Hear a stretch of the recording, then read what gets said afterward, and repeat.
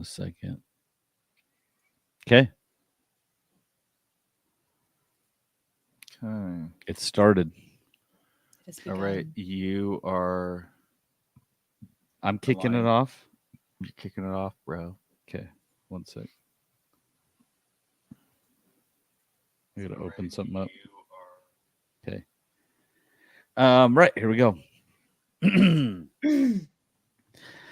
Oh man, you guys, it's episode 333. We've got to do something special to commemorate that, right? I've got it. Let's do a 3-hour show. That's a long sewed. That's not a problem.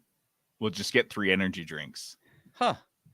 I guess that's not a terrible idea. 3 of us, 3 hours, 3 energy drinks. Each. I'm sorry, what was that? 3 energy drinks each. So 9 energy drinks. Ooh, I don't know about that, JD. Come on, guys, let's go. Okay, I'm ready. Danny, you good? Danny? She's good. See? Look how wide her eyes are. Let's go. Let's go. Woo! You're just logging into the 3-Bit Gamer Show. Welcome to the 3-Bit Gamer Show. I'm JD. This is Peterson. And Danny. And I guess we got to slow down because we got 3 hours of this. We don't want to talk this fast the whole time. Oh, it's hard to talk slow. Was I supposed to drink all of the energy drinks at once? That's what I said. Is that not what you did? That's what I did. Well, I poured them all into I this. I definitely did mixed them. Oh, The God. flavors aren't mixed. They're all different brands and different flavors, so I'm not sure it's mixing well. I got to tell you, if it melts a hole through the bottom, you got a good mix. I'll just lap it up. Yeah. Don't waste that because it's a good mix.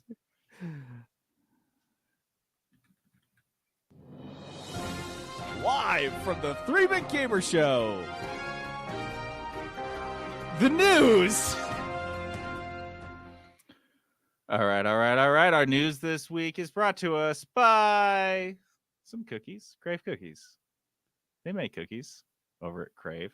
You know what? I was sad I didn't go get the Irish mint one, but I never made it out that way. That's okay. Because we've got the cookie sneak peek of the week coming up for Crave Cookies. If you go to cravecookies.com, you can check out the current cookie. They change out their cookie menu every week. You can go check out what they've got right now, or you can listen to this podcast and you get the next week's special cookies. And I'll tell you, the next week's special cookies coming up, Peterson, you're going to be so excited about this. One of them is called Rocky Top. Oh, dude, isn't that what we called Rocket League? Called Rocket League. Dude, is it a Rocket League themed cookie? It must be a Rocket League cookie. Trent knew. Which means you hit it with a car. Yeah. Or you throw it at a car. That one. In your Definitely car. the second one. You get it through the drive-through, and you throw it at another car while you're driving. No, they throw it at you through the drive-through. That's It's how like they deliver cookie the jousting, kind of. They're like, okay, And go, and then they throw it in the. See how far I got it. Yeah, you get it. Okay, they also got the Biscoff roulette. Ooh, What that is sounds going good. on over there? Roulette means that you're gonna get a different cookie every time. Is it like spin the cookie and or spin like a wheel and see what the topping is on the cookie? You always tell when Trent's got like a new fresh like sheet of acid, because that's when you get cookies like Rocky Top and Biscoff roulette. It's also got raspberry muffin. That's not a cookie, that's a muffin. But that sounds like such a good cookie. And French silk pie, also not a cookie, a pie. I gotta go. I gotta go. That's the one. Oh my, what is he doing? Yeah. Also the Cookie Monster, if you want a blue cookie. My Dude, kids it love is that a one. weird week. This is kind of like it feels like a Halloween week, but it's not. This is the week of September 1st. So yeah, starting September 1st, that weird ass menu is coming your way. So get on down to Crave Cookies. Go to cravecookies.com and get your cookie on. Ubisoft's canceled games, Immortal 2, Phoenix Re-Rising, the sequeling, sounds like it could have actually been a real amazing game. Wait, is that what the name of the game is? Written by Fallout Boy, of course. It was Okay. called. I think it was gonna be called. Immortals Phoenix Risen. I don't know. No, because it had nothing to do with phoenixes anymore. It was gonna be called Immortals. It doesn't matter. It's not coming out. Not gonna Naga, work there anymore. not gonna get published here. But yeah, this is an article that was in Axios, and I guess the author Stephen Totillo talked to some people off the record, or they couldn't, he couldn't name his sources, that talked about the game's development. It had a Polynesian setting. They were going to borrow from Wind Waker, Legend of Zelda, Wind Waker, and Elden Ring. Danny, did you play Wind Waker? I did. I really liked it. Tell us about it. You're the only person here that did then. Well, it's been so long since I played it. You can't put me on the spot like that. Islands, and you had like a boat, and you just sailed everywhere. Was that the idea? Yeah, more or less. The art style definitely kind of had some controversy with it, because it was a departure from a lot of the other Zelda games at the time, and so it kind of was viewed as an outlier at the time that it came out. But it definitely had a cult following, small, but that still really like it. Yeah, didn't they remake it and people just like shit their pants? They were so stoked about it. I think they did. Mm-hmm. I think they usually do. They're gonna do it if they're excited or if they're disappointed. But imagining that combined with Elden Ring, combined with the Immortals Rising that I played. Oh my gosh, dude. I think it could have been dope.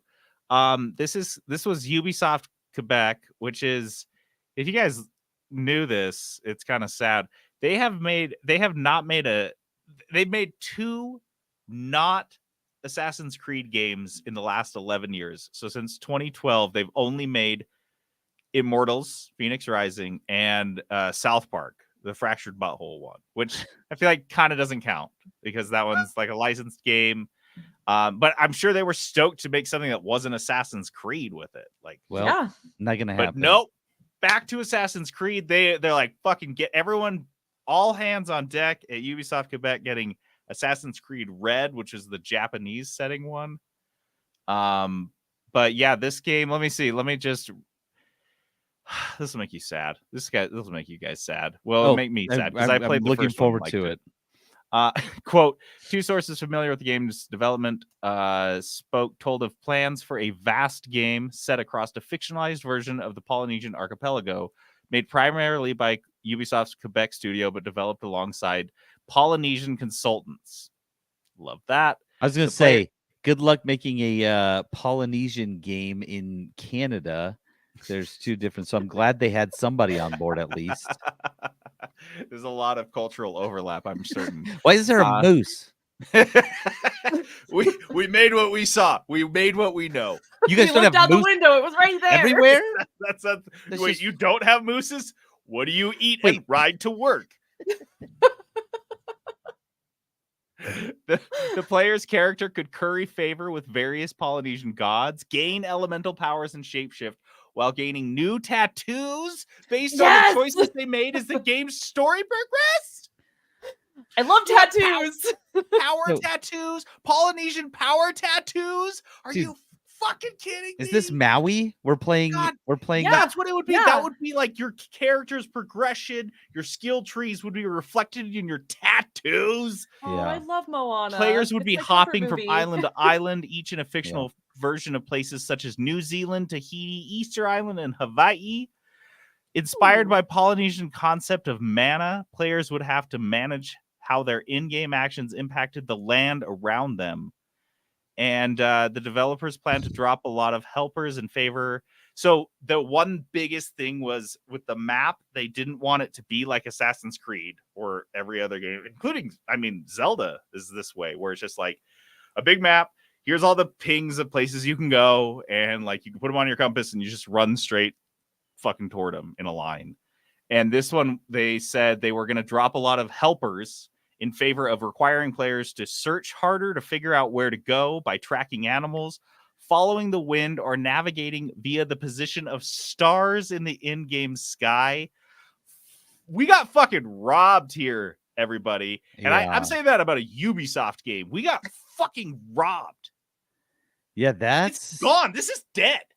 This game I just read to you. You're like, that sounds pretty fucking sick, JD. And this is the first time we heard about it, and it's dead. and it seems like they put a lot of like work and thought into it already, and now it's 2 just years in. They're 2 years in now. Yeah, the new development was already underway. They were in full production. Oh man. Yep. Oh. They had a playable demo. The heads of the studios looked at it and they're like, well, Immortals Phoenix Rising didn't do well because your name and marketing fucking sucked, by the way. That game was good. Everyone that I knew that played that game, I think I said this already though, said it was great. They really liked it. It's just they changed the name like months before it was supposed to come out. From Gods and Monsters, which was good. Yeah. And then they changed it to Immortals Phoenix Rising, which means nothing to anybody. That's the most JRPG ass title you've ever heard of. Like it just bleeds into every other one that you've never heard of and don't care about. You can't even recommend it. Yeah. Like, I don't even know what to tell people to recommend. I forget it every time until the story comes back up, what it was called. So that is the latest on Immortals and Ubisoft Quebec. And I don't know, maybe stop buying Assassin's Creed games so Ubisoft can pull their heads out of their butts. I don't know. Like they've got like the groundwork for Assassin's Creed. I feel like they should just use that for something else, right? Because like the Shadow of War games came out and those felt Assassin's Creedy. Mm-hmm. You know what I mean? Like they could use it for other things, but they're just like, no, Assassin's Creed only. At least they're different settings, I guess. I don't know. Unfortunately, with a lot of Ubisoft's decisions lately, over the past couple of years, have already raised a lot of eyebrows, right? Like they got hard into the NFT thing. I'm sure that they're on board with the AI thing, which I've got opinions about. But I'm sure you, as an artist, I'm sure you do. I'm sure my opinion is I fucking hate it. But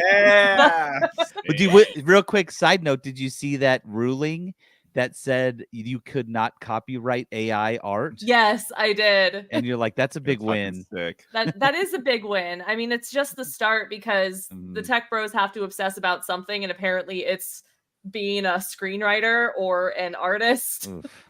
But all that aside, Ubisoft has been wanting to go forward with a lot of these kind of controversial techs, and as a result, they are kind of shooting themselves in the foot at the same time. They're not marketing their games as well. They're making these last minute decisions. This is the same thing that happened with BioWare Montreal and BioWare Austin with what's the game? Anthem. Anthem. No one remembers Anthem? Yeah, that's right. Oof. No one remembers Anthem because they did the same damn thing.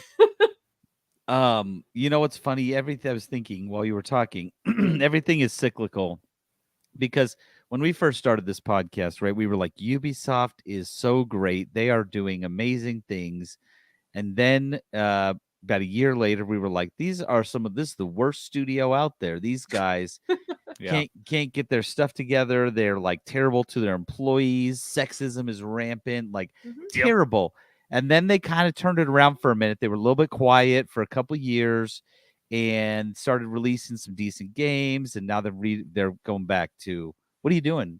They're like on a cicada life cycle too. It's like 7-year span. That kind of makes sense. Like every 5 to 7 years, bunch of like nasty little Ubisoft execs come out. Yeah. It's probably some sort of cycle of execs, because you have to know that these decisions are not by the people making the game. Like the developers, the people on the ground who are working on the thing don't want to see the thing get canceled. And if they did, that's not a decision to be taken any degree of lightly. Like it really is like always the higher ups coming down from on high, not knowing what the project is and being like, that seems like a waste of money. Let's do another Assassin's Creed game or whatnot. Well, there's a reason that game developers always end up leaving and forming their own little indie studio together where they're all equal partners, because they're making these games and being like, this is a bad decision, but like, it's not my choice. I have no say in this. Yeah. No, if someone doesn't go out there in the next 5 to 10 years and make Polynesian Wind Waker, we riot. We riot. We riot. It We is riot. fresh for the taking. In fact, maybe the Valheim guys can do this as their next project. They've got some boat mechanics already. Just do that. Anything. I want it. However, now that I think about it, I do think that there is a little demo of a Polynesian inspired Wind Waker that was done by students like a couple years before I went through the University of Utah's Entertainment Arts and Engineering program. So I can't speak to how good or bad it is because I haven't played it, but I'm pretty sure it's called Maui and it's on Steam. Okay. We should look at it. See if it's Yeah. there. Yeah, because that just kind of popped into my mind, like, oh yeah, I think I saw this. This has to exist somewhere. Yeah. Mario's oldest voice actor has been put out to pasture. Dude, that's literally what this sounded like. It sounded like he's gonna go live on a farm. A farm this is- upstate? Yeah, It's but okay, Martinet. Just get in the car. We're gonna take you over here. Oh no. Gonna go live with the guinea pigs. Charles Martinet. This is the not the original, but he's doing Mario's voice for like 20 years and Mhm. like everything. Nintendo announced, I mean, he's old, like he's getting up there in years, and Nintendo announced in a tweet that he's becoming Nintendo's first quote Mario ambassador, traveling the world. Basically, just going to be doing the voice at cons, which is what he's been doing, I think, recently. And I think it probably became an issue where, I don't know, I feel like it's a lot. You look at George R.R. Martin, is he writing a lot or is he going to a lot of cons? I mean, it's draining. Traveling, talking to people, meeting fans, doing all that stuff. And if Nintendo's like, oh, shoot, we'd love to get like a couple of quick voice lines, would they rather have a young voice actor that's just like glued in LA that they can just call on at any time? Probably that. So Charles Martinet is 67 years old. So yeah, he's like, this is like past retirement age. And of course, like this, it's not like a 9 to 5, right, where he's going in every day. But yeah, they've made him a Mario ambassador, which JD said is just putting him out to pasture. It's like, okay, just look, we'll keep you around because you can go do the voice wherever you want. If they let him go, if they were like, we're done with Martinet, they like people would be furious. Yeah. So they're like, you can't do it if he's still willing to work, and he's 67, not 76. So I mean, he's not that old, or you can just be like, we have politicians that are like 30 years older than that. Yeah, no, so... that you're like flirting with like age discrimination shit at that point if you don't do something like this. But this is basically like, do whatever you want, do the voice, go to every con you want, and just say you're Mario. You are Mario. Have it. That's like, you, dude. Well, Mario Gen 2 is coming out. Like, we'll have someone else do that stuff. You're just like on the payroll. Go do whatever you want. Go have fun. Yeah. I wonder what they pay him to be the Mario ambassador, because they got to pay him something, right? They pay him in not suing him. That's how Nintendo pays you. They don't sue you for using their licensed properties to make money. See? You can't copyright a person's voice. He has to use that, right? Oh, they'll copyright it. This is Nintendo. They will sue anyone for anything. No, they'll have the lawyers seize your larynx, and that'll be it. That's ours now. Like, you signed the NDA, and like, let me reread this. Your larynx is the judge is like, I don't know, I've never seen a contract like this, but it is airtight. You can appeal, but you'd be wasting your time. Yeah, and your breath, and your larynx. Honestly, you're gonna need it. Yeah, because the corporation owns that now. Yeah. Don't just. This just is use our larynx. Oh man. The Epic Game Store has fired another shot across Steam's bow, this time offering 100% profits for game devs who release exclusively on EGS. So if you guys remember, Steam charges 30% of your cut. Yeah. So if you are selling a $10 game on Steam, you're only getting $7 of every sale. But EGS tried to one-up them on that and has been offering 88% or 12, an 88-12 split for a year or more. Been a little while, yeah. And now they've upped the ante even further. If you sign on to this 6-month exclusivity program for the first 6 months of your game's release, you get 100% as long as you keep it on EGS. And as far as I can understand, correct me if I'm wrong, then that's it. You're free to release it on EGS. You're free or anywhere else. You keep it on EGS. You stick with that 88-12. You can't go beyond 6 months, although something tells me if you wanted to and they were into it and your game was selling well, they might let you keep doing it. There's no real reason for them to. They would drop maybe like some other type of contract.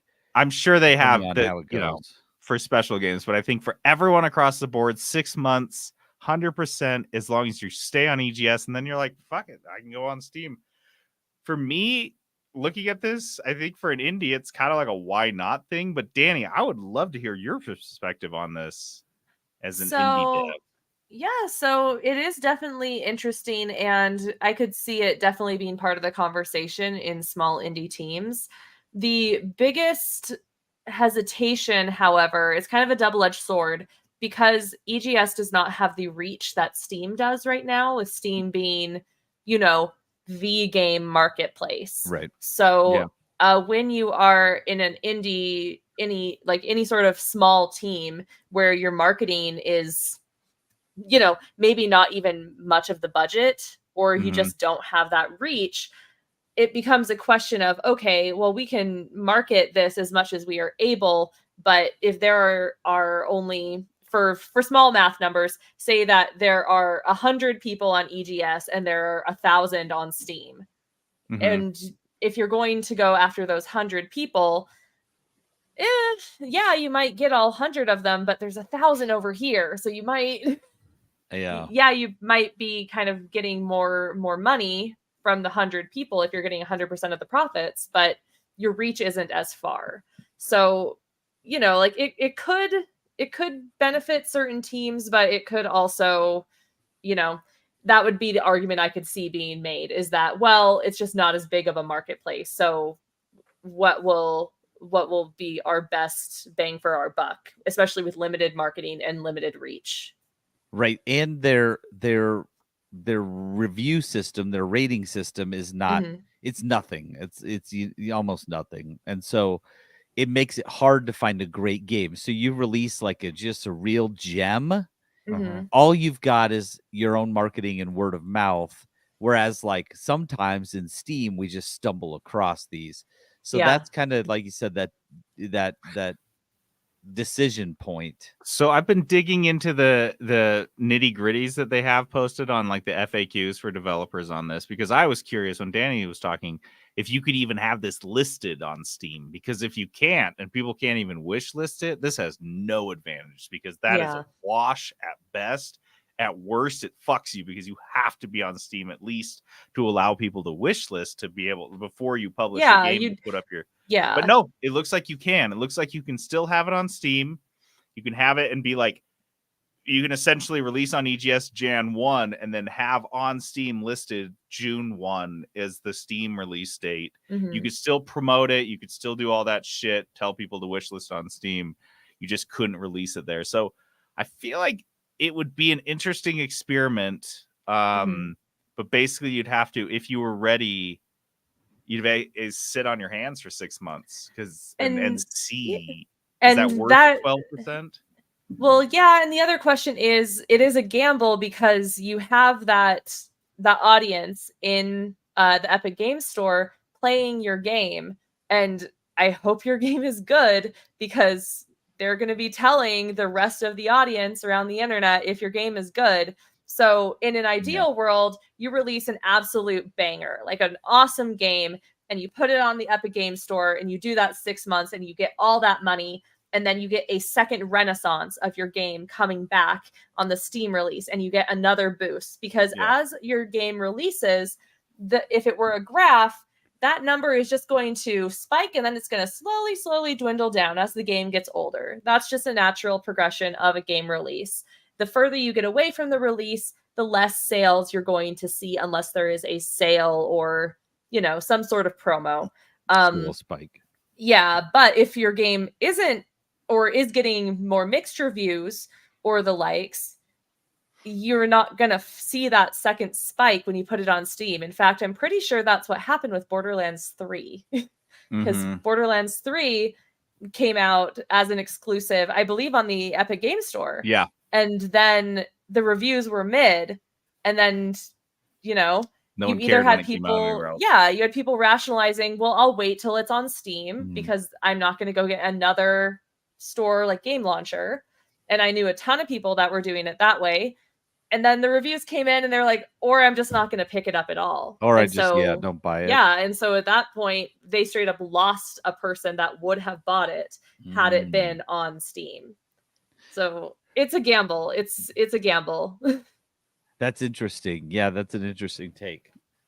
I'm curious to see how many people bite on this. I'm also curious to see one of the things I think that would have helped sell this more, to Danny's point, is if they said, it's not only you get 100%, but we will help market your product better. Because that seems to be the biggest downside in EGS, is that discoverability, which Peterson mentioned, is really low.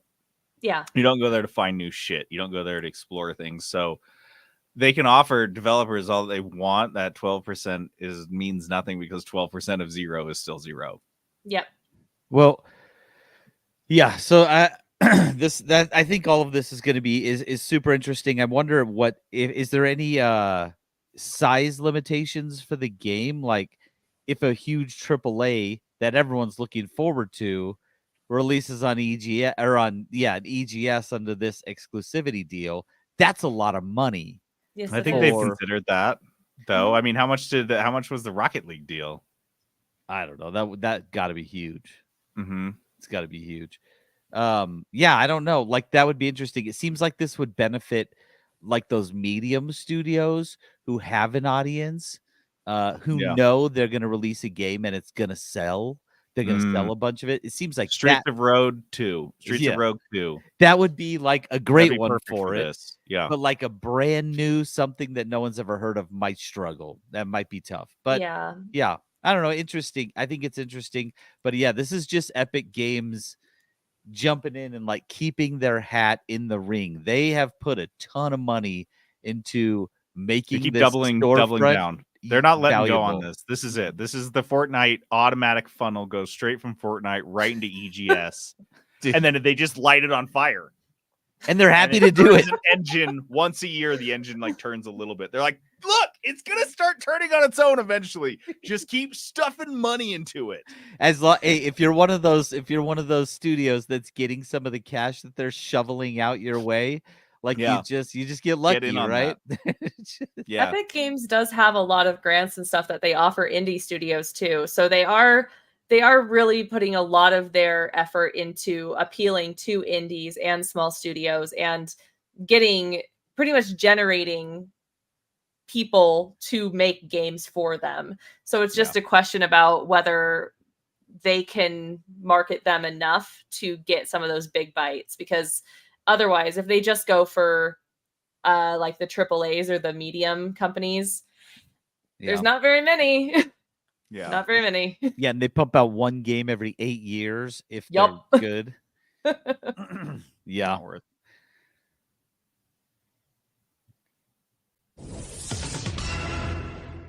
The last Madden game released with just 4 published reviews posted anywhere on the entire internet.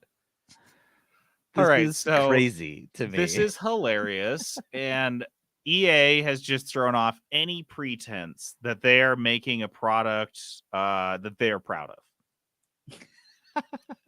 This is when a Hollywood studio doesn't screen a film for reviewers before it releases, and you're like, oh, so it's dog shit, because the critics, what the critics would say. It's that bad. You don't even want to risk it. Right. That's where EA is with Madden. Madden NFL 24, when it was, so they went into early access on August 15th. No reviews, which is like, fine, that's early access, I guess. But they gave the largest outlets the game to review, I think like the week it came out. And they asked them, let's see, they gave so the reviewers could get in at early access August 15th.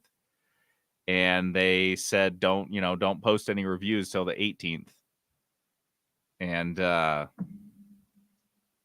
it released on the 24th with 4 reviews. So they just, and it's funny, this article points out that this has been a trend. Madden 20 had 26 reviews at release time. Madden 21 had 26 reviews. 22 had 25 reviews. Madden 20 last year's had 10 reviews. This year has 4. I don't think they're going to screen it for critics anymore. I think the critics are going to have to go buy it at GameStop when it comes out.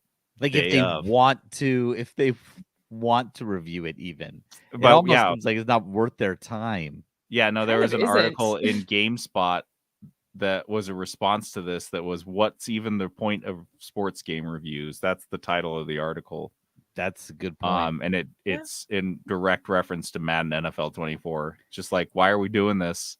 Unless they like do something vastly different where the review's going to matter. It's just like, give the game a 7 or whatever you're going to give it. Like, give it like a terrible score. We talked about this. It just gets worse and worse scores. And instead of making it better, EA is just like making it less obvious to the public. They're like, let's just keep this under the radar. People just buy this automatically every year, like idiots.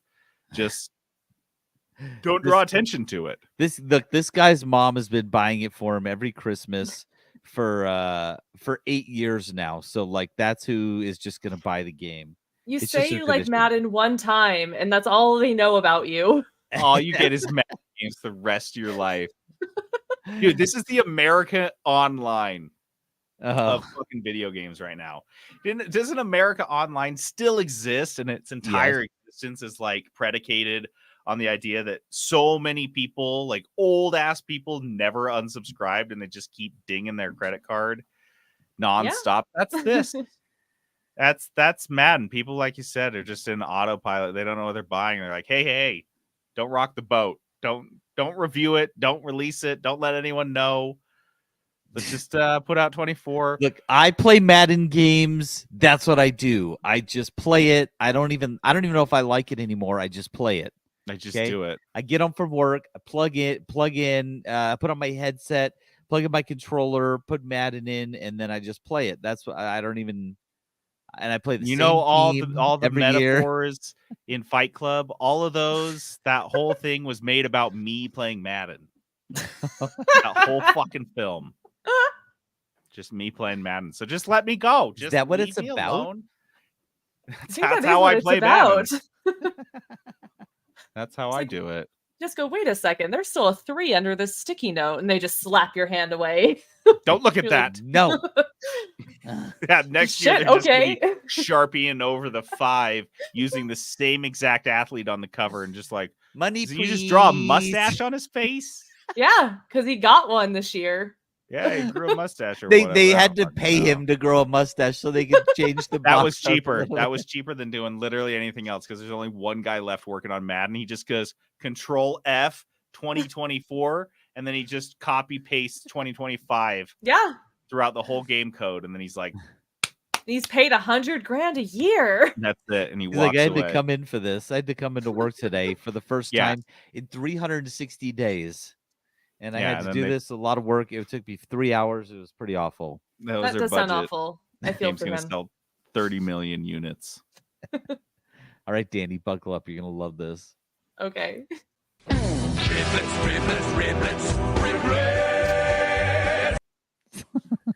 Great. Thank you. You remember this? Did you remember fucking riblets from Applebee's, Danny? No. I'm a vegetarian. Yes, but are you American? Okay, Danny, think of ribs and then smash it up like in the little teeny bits. Oh, little teeny bit. It's way worse. You're like, the rib is too. It's too large. It's too inconvenient of a meat vessel for me. I wish it was a quarter of this size. And Applebee's like, oh, then we have a fucking snack for you. Applebee's is a PvP zone I do not wander into. I learned this. Oh, I'm it's like a Denny's parking lot. I will die there if I go. This is there's like a list of restaurants that I have in my head that I will be so happy when they go out of business. Applebee's is near the top of it. They turned the closest Applebee's in by me into a Chase Bank. I went in there to get a roll of pennies, left with a sucker, and that was like the most enjoyable food I'd had there to date in that building. It's like I Was the accidentally fucking dum-dum. I accidentally licked my finger after I ate the quarter, and that was pretty good. It had Applebee's That was flavor still on better it. than the riblets and whatever else other shit they served. The appetizer things. Oh, anyway. But riblets on this podcast are not that.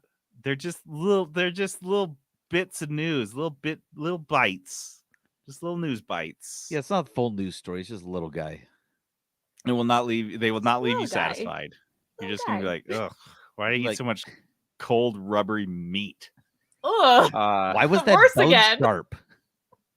Why was it so sharp? I don't want to eat anything that's sharp. That's Across the bone the board. shards. They have a lot of You- calcium in them. Yeah, If it's not a candy cane, I don't want a sharp food in my mouth ever. Period. that's all right, a weird hill to PlayStation- die on. PlayStation's Baldur's Gate 3's de facto exclusivity is ending soon. I didn't know how to write this. Long story short, if you guys didn't know this, Baldur's Gate 3 is only available on PC and PlayStation at the moment because they couldn't get it out on Xbox. And everyone's like, oh, why not? Is it not coming out on Xbox? They're like, no, we're working on it. TBD, just indefinite. We could not put a date on. So all these Xbox players are like, oh, shit. Meanwhile, over at Sony, they're like, they didn't pay for it. They didn't do anything. They just sat back and got an exclusive launch on Baldur's Gate 3, one of the hottest games of the fucking year. Dude, so what a good. win. Jim Ryan just was like, oh, he's so stoked. He's like, wait, do I get a bonus for this? What I do? I didn't again? do anything. But So apparently what was happening, this was all revolving around one fucking thing. One issue was the co-op, split screen co-op on the Xbox Series S, which is the low grade shit version of the Xbox Series X yes, that is, I believe, digital only. They don't have a disc drive in the S. I think I don't is you're know, there a right. version man. with The the disc names are drive? so dumb. I've lost track. I Who fucking cannot knows? keep track. Why bother? Just wait for the next one. Maybe the next one will make sense. That's how I feel. I'm like, No, I'm gonna buy a give me PS. the next I'm gonna buy a time. PS6 by that point. Yeah, I'll just get a PS6. Come Danny, on. what are you playing Baldur's Gate on? PC. I feel like here's the thing. I've played Divinity Original Sin 2, Mhm. right? And it's like same-ish. I feel like it would feel wrong to play it with a controller on an Xbox or a PlayStation. Like I'm sure it works, but it's so, I've great on actually PC. so I've been playing on my keyboard and my mouse, right? But everyone that I've actually spoken to that has also been on PC and mouse, they've been doing controller. So I'm going to be giving it a try soon because they actually Ooh. have told me that the controller settings for Baldur's Gate 3 on PC are very, very good. So I'll be able to report back to you once I actually set all that up. But surprisingly good. Okay.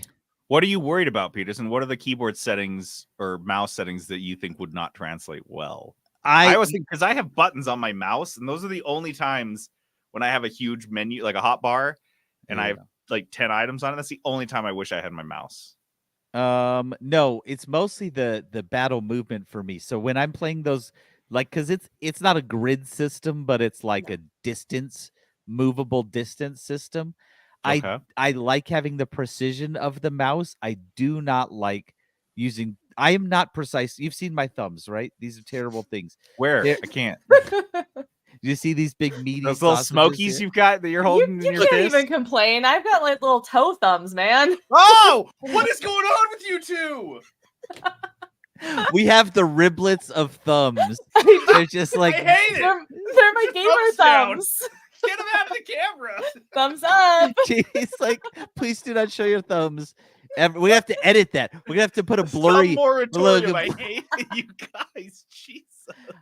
My thumbs don't have the dexterity to do the thumb joysticks very well. When I play a game, Meanwhile, Danny smashed through them like an orc's thumb.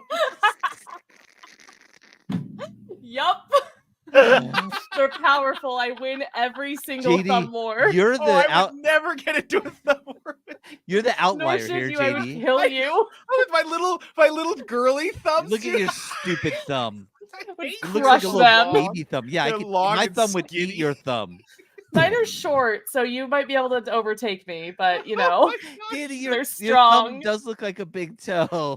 This makes me so happy. They both look like that. Oh my gosh. I'm so happy right Oh now. my God.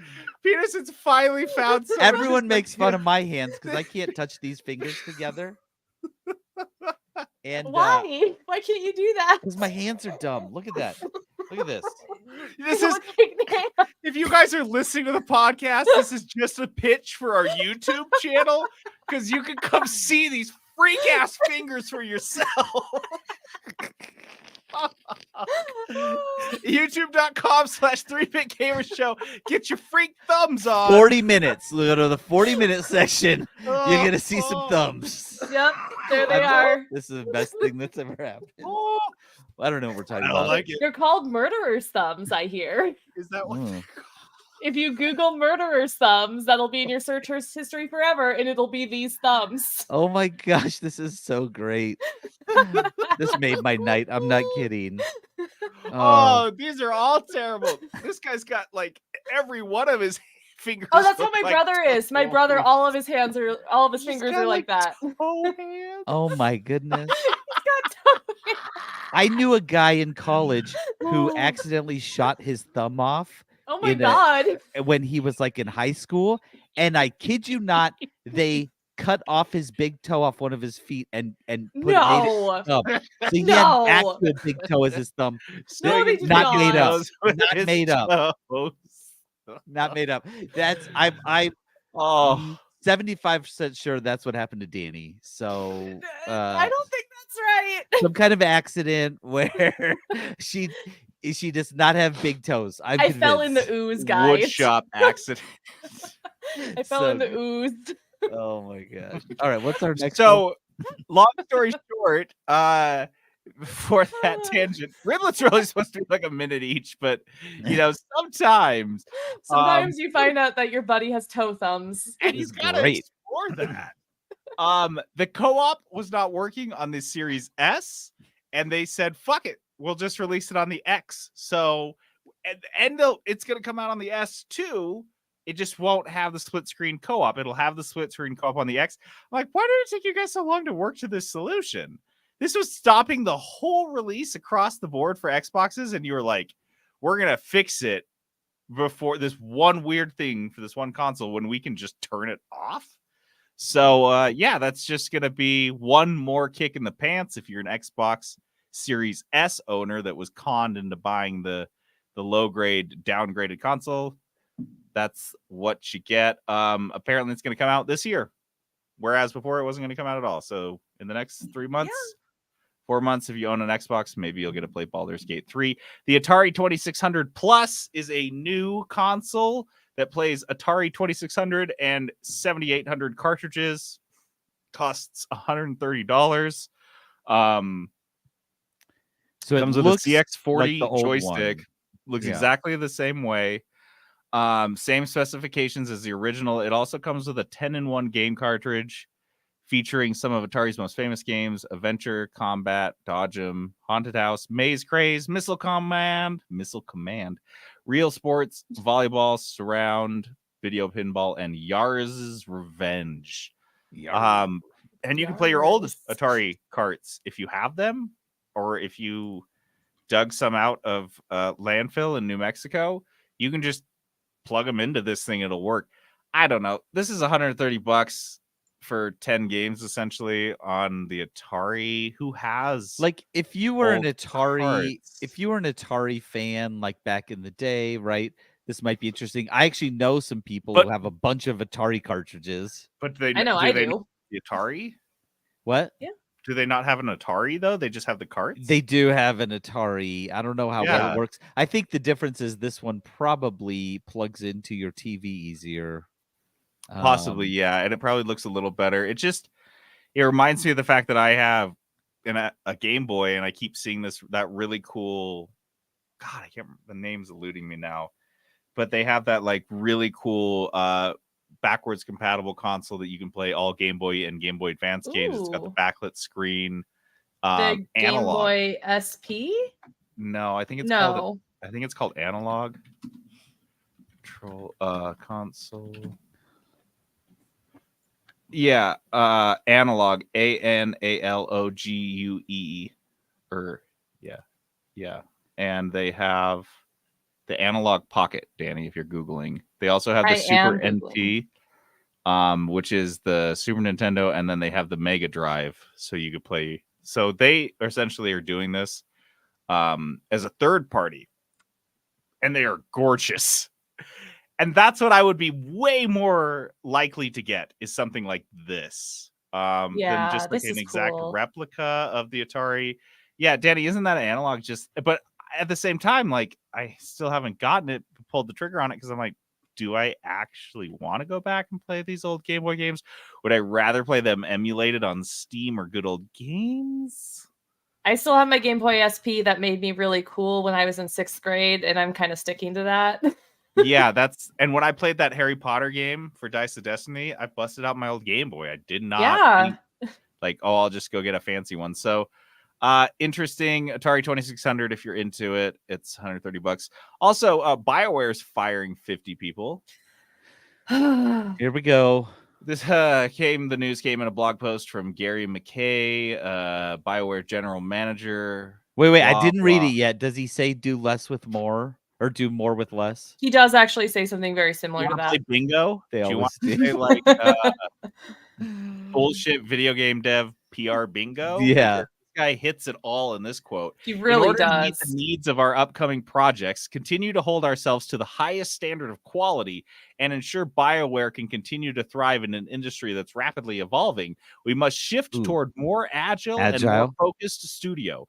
It will allow our developers to iterate quickly, unlock more creativity, and form a clear vision of what we're building before development wraps up. You know, I've only been in the workforce as like a full-time salaried worker for like a decade, but I have found that almost every job I've thought to myself, you know what would make us more efficient? Firing a fuck ton of people. Just shit can some of my coworkers and I will work so much better. Yeah. That's what I always think. It's the best thing. Like, I've been working at my current studio for 2 years, and I've been through like 3 layoffs, one of which was a 40% layoff. And you know what? It really did just help with everything when my entire animation department was gone. That was great. Yeah. Feels good. A higher standard of quality. Did you feel like you reached a higher standard with each subsequent layoff? Like, you're like, it keeps getting better. Just wow, we really cut the fat, guys, and by that I mean we cut an entire department that we need to ship the damn thing. Yeah. Thanks, I like cutting fat that makes you super susceptible to disease, which is a great example here. They won't last the winter without fat. Yep, you'll just die if anything affects you. Trim the fat. Do you see, get rid of it. Speaking of trimming the fat, did you see what COVID did to like the super athletes with no fat on their body? It fucking destroyed them. Yeah. So if you trim too much fat, folks, this press release also talked endlessly of Dragon Age Dreadwolf. It seems to be the one and only thing that BioWare has. Like, this is like it. It seems to me that Gary McKay here knows that if they can't get Dragon Age Dreadwolf to work, which is like, we're firing everyone that's not working on this, we're putting all our resources on this, and this is going to be it. And if it doesn't just kill it, I think BioWare's done. They're already done as we once knew them, but I think they're done. Like, that's it. BioWare has really been struggling since the EA acquisition, because when you are acquired by a larger publishing house or a larger studio to be your parent company, that does come with resources, right? That does come with money, but it does not mean that the money is going to the developers or going directly into the game. Like in this situation, basically with Dreadwolf kind of being in development hell, as many of their other projects since the EAA acquisition have gone, they are being forced to work in an engine that does not meet the needs of their project. They have to work in the Frostbite engine, which is an FPS engine. It's not meant for RPG, so they have to go like get elbow deep in that code and force it to do something it isn't built to do Smart. out of the box, right? And that's what happened with Mass Effect Andromeda. That's what happened with Anthem. That's what happened with all of those games. I'm pretty sure it happened with Mass Effect 3 too. They really just had to, make it work for what they needed, when really if they'd just been allowed to use the engines that best suit their needs, they wouldn't have to do all that extra work, right? So they already have to bend over backwards to meet the needs of their publishing house, which is a normal thing if you agree to be acquired. Like they might have requirements or requests, but EA pretty much took over these studios. And from what I saw on Twitter, a lot of the people that they quote unquote cut the fat with were senior developers, people who've been there 10, 15 years. And it's like the last people you cut. Yeah, that's They're exactly the only people that can make the game work. However, yeah, but they're expensive, JD. It costs that's a lot of exactly money. it. Is that those are the highest salaried people, and not just the highest salaried people. Usually, they're usually the ones who at least have enough seniority and enough of a safe zone, as it were. Think of it this way: if you're a developer who's been working on a game for 10 or 15 years, and you are a senior writer, you're a senior programmer, you're a senior artist or something, and you have been working on Dragon Age, you are going to push back if they are doing something to Dragon Age that you do not agree with, right? Yeah. So you cut all those people, you get rid of them, and then the only people that are left are mid to junior developers who do not have that perceived safety net to say no, or at least not say no as loudly, because they are still trying to get established in the industry, or they don't want to be next, right? So you cut the people you cut the people who will fight you, and then smart business decisions. I was gonna say, that sounds like it'll make for some good games. That's It's I want the games made that way by MBAs. They forget what their actual output is, like the business leaders do. It's like, people will buy Dragon Age. Doesn't have to be the most amazing game ever, but you make the most amazing game ever, you're going to make $1 billion from it. Yeah. That's what we have seen. But some of these companies just keep making decisions. They just getting rid of people and groups. And I was thinking when we first saw this, maybe they're cutting, of course, the QA group, and maybe they'll send it off to India for some QA or something like that. They found a cheaper person to outsource it. But getting rid of devs, that is nonsense. I don't know. What senior devs are left at BioWare? What the good ones have probably left. The ones that can get another job, the ones that can go out and still have a lot of passion and fire, have already left. And you fired the rest that stuck around for you. What I love is they say, we're going to be more focused and more agile. And I'm like, a little part of me is like, well, pick one. Yeah, you're going to be less focused because everyone's cleaning up their portfolio right now. Well, and isn't being more agile hey, we can move from this to this to this. We can bounce and change where we need to. And they're saying, but we're going to be more focused and I feel like you got to pick a lane. You can't be focused and agile. You got to be very focused agility or agile. I can understand the wording from the side that it is easier to pivot when there are less people to pivot. If you're a team of 10 people and we realize all of a sudden that this feature isn't working, it's easier to cut that off at the pass than if it was 300 people working on something, right? But yeah, a lot of this press release is just business jargon of seeing these people as numbers on a spreadsheet, unfortunately. And they see that number, that name, and how much money they make, and they say, you know what, I don't think we need another writer, or I think we've got enough programmers. And then somehow, after getting rid of people, they come to the conclusion they've done a good thing that will make them better. Oh, Yep. don't worry. They'll announce the closure of that studio in the next year. Oh God, I really hope not. Matt Rhodes is there, and I love him. He's my favorite art director. And he's like, please don't. I need the next Mass Effect. I need it to be good. Like, I need another Garrus body pillow. Danny, what if they were just like, you know what?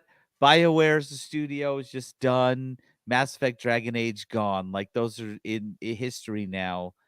Like, that would I be have depressing. enough fan fiction to keep me warm through the winter. It's fine. I did see the Garrus body pillow the other day, and I thought of you. I have it over on where my, I have it in the wash right now, and then I also have a Garrus statue. But I do have my Garrus body pillow. Dude, I know. It's my favorite. I'm glad you wash it. That's good. Court didn't wash it. What the hell? I just like how he smells. In a desperate play to secure the Activision acquisition, Microsoft has offered all their cloud gaming rights to Ubisoft for 15 years. Dude, these guys will do anything to close this deal and be done with it. But the CMA in the UK is the it's like the William Wallace standing on the bridge. And he's like, I'm going to slaughter every fucking one of you. Microsoft under this deal would still acquire Activision Blizzard Studios games and distribute those games to console and PC platforms. But the ability to play those games over streaming connections would be controlled by Ubisoft.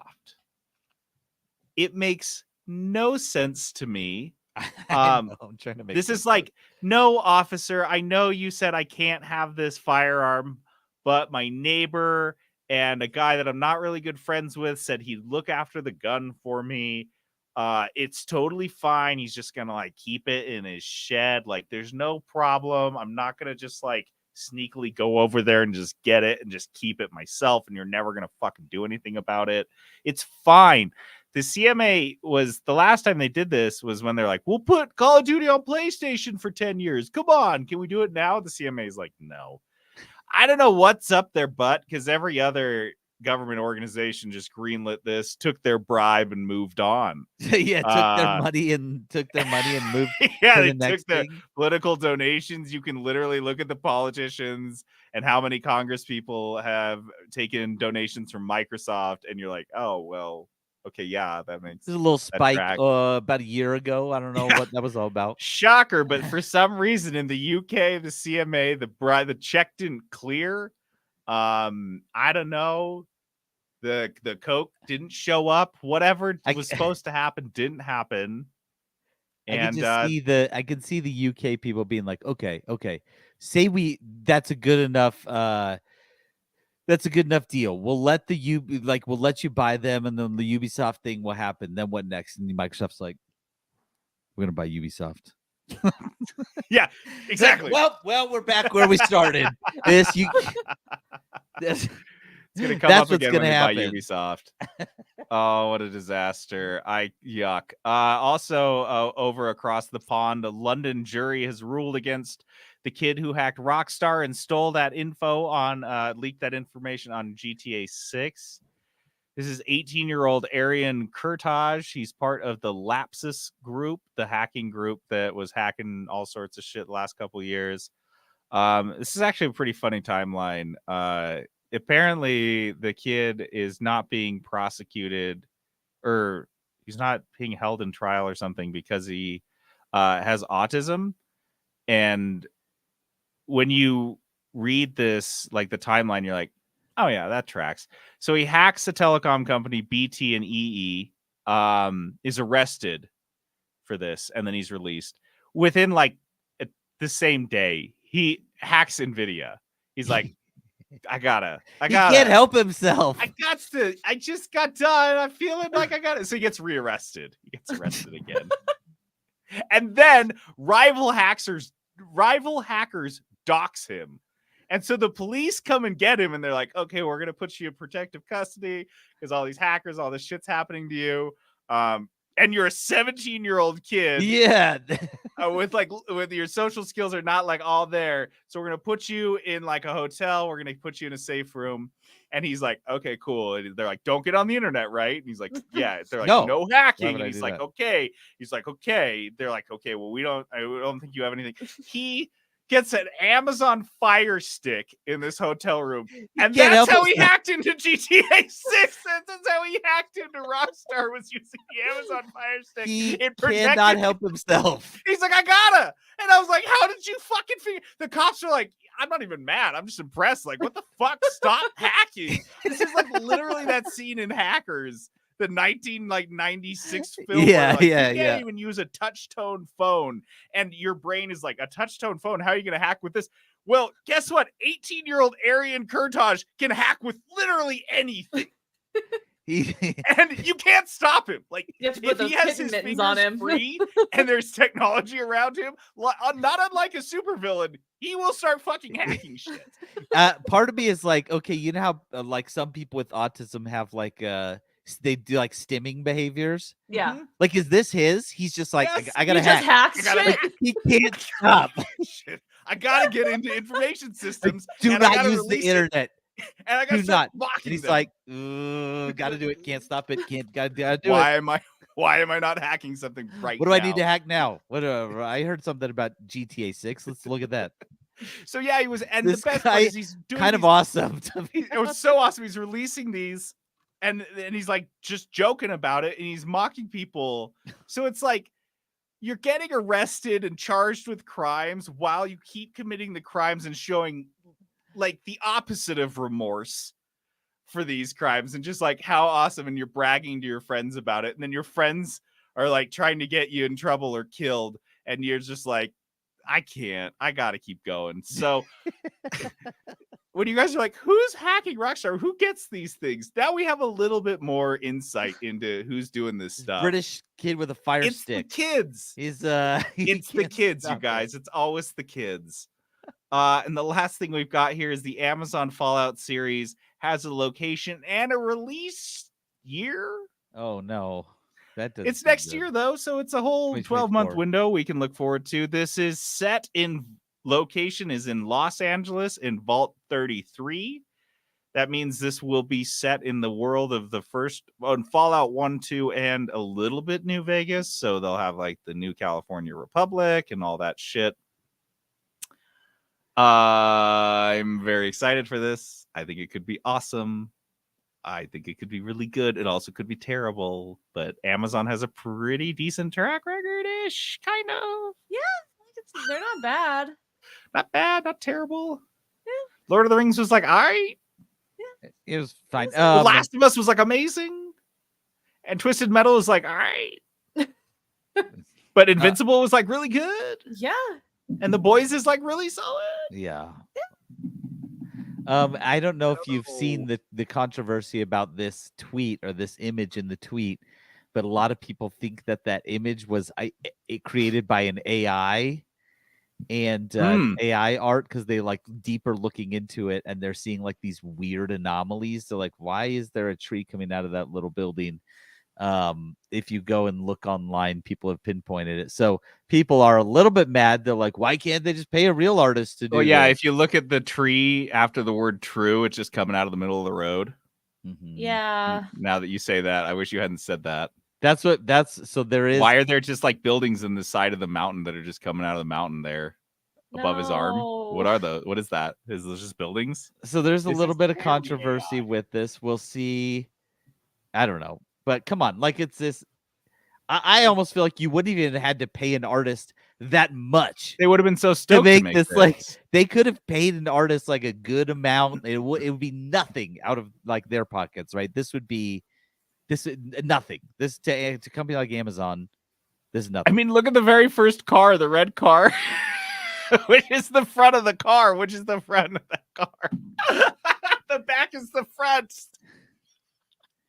Oh yeah, I How did hate we AI. not know I that's the hate worst it. part? It I makes hate me it. so It's mad. dumb. I want to gouge my eyes out. I didn't notice I- that until you said something, and now hate it.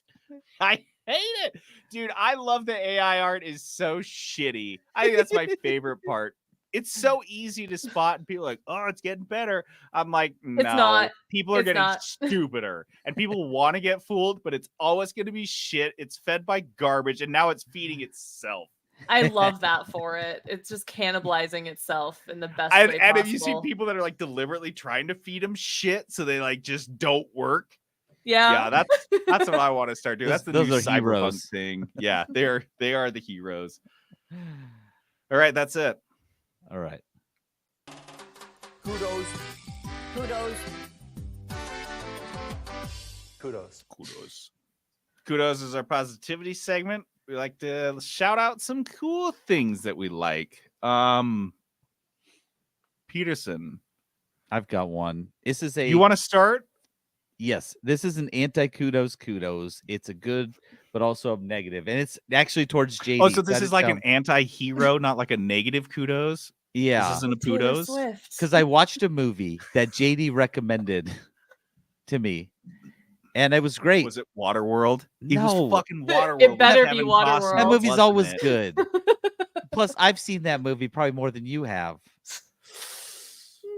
JD, as a child, me and my buddy used to watch that like That's every true. My sleepover. Waterworld started in the 30s. In my Yeah, see, 30s, We started have watching no. Waterworld. This is we had the term waterworlding when we would like drive the car and you'd lean out and grab something off the road or Oh, that's in a good. I golf thought you were going to cart. say it's when you were drinking your own pee, but go on. Oh, Oh, that's- look at Waterworld. we don't call that waterworlding. Like, gargle it, bro. we call it something else. But we do have a name for it because I'm like, it's like it doesn't happen. Come on, like sometimes Don't you're forget really to run it through thirsty a and you're Rube like, Goldberg machine, then it's drinkable. sometimes you're really thirsty and you're like, the kitchen's all the way over there and I'm sitting on the couch. I don't want to get up. You're sitting on the couch Fuck it, with I'm just your gonna knees above Waterworld your it. head. so far away. Bro, I'm just gonna Waterworld it. It's fine. Don't get me a That's- soda. I got this. Can I get in on that? Let's see. What was I don't even 3 know what I hours. was talking We about. gotta hit in 3 hours. Oh, yeah. Everybody. Energy drink number 2. Here we go. No, I watched JD Interstellar because JD was Oh. like, "Have you seen this movie recently?" And I saw Interstellar one time years ago, and I remember like kind of liking it. And I was like, "This is fine." So here's the thing: I watched it and I really liked it, and I was like, Yeah. "Oh yeah, I remember this," and I liked it. But here's where the anti-kudos comes out. How dare you recommend that movie to me? Because I have a daughter and I cried 30 times. Peterson, I if you cried go back 30 times. and read our. I'm gonna. I look- no, I'm I gonna do it. remember. I'm I reading remember it you on air. saying That is deliberately why I recommended it. I was like, how dare JD make me watch this? I am a mess throughout. Like start to finish. He leaves his daughter. I'm like, oh no.